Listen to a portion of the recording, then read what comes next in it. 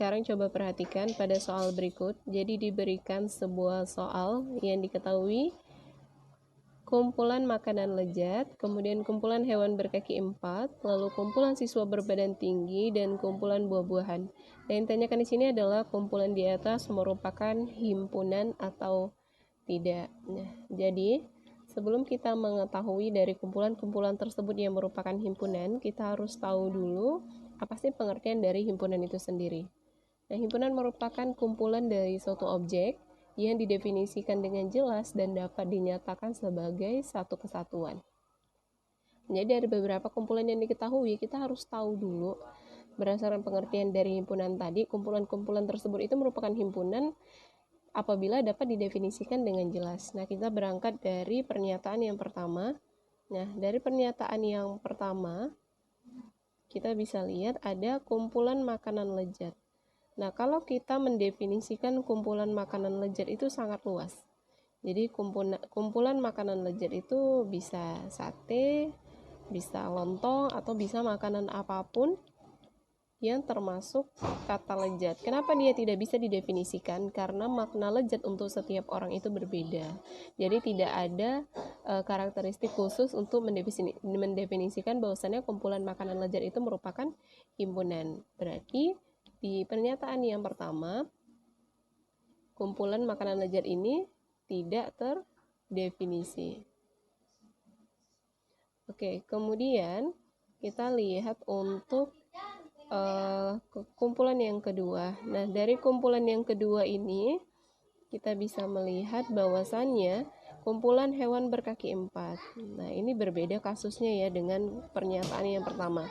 Nah, untuk kumpulan hewan berkaki 4, kita bisa mendefinisikan hewan apa saja yang memiliki atau masuk kategori berkaki 4. Nah, kita bisa menyebutkan anggotanya. Nah, selama kita bisa menyebutkan anggotanya, berarti termasuk ke dalam himpunan. Jadi kita bisa buat di sini, kita sebutkan anggotanya.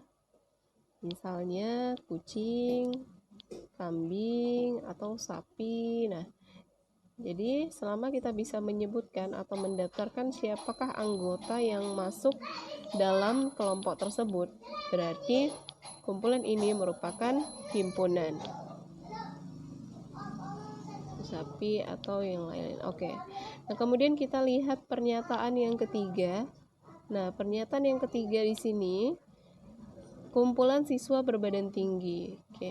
Nah, untuk kumpulan siswa yang berbadan tinggi ini kasusnya sama seperti pernyataan yang nomor 1.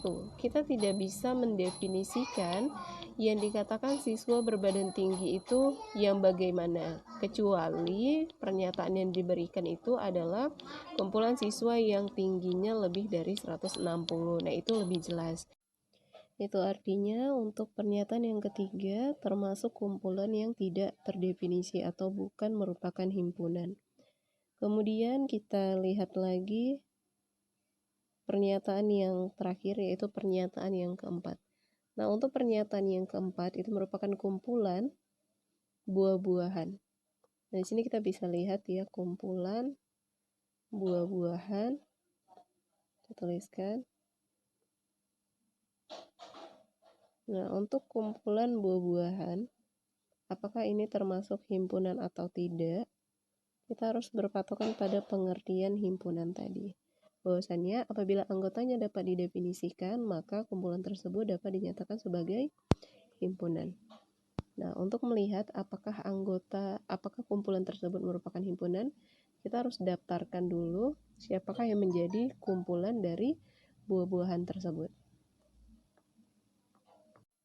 Maka langsung saja kita daftarkan anggotanya, yaitu kita buat di sini misalkan yang termasuk ke dalam buah-buahan itu tadi adalah apel, kemudian ada jeruk, lalu macam-macam buah-buahan yang lainnya. Nah, di sini itu artinya kumpulan buah-buahan itu termasuk ke dalam himpunan. Berarti dari 4 pernyataan tersebut yang termasuk ke dalam himpunan adalah kumpulan hewan berkaki 4 dan kumpulan buah-buahan.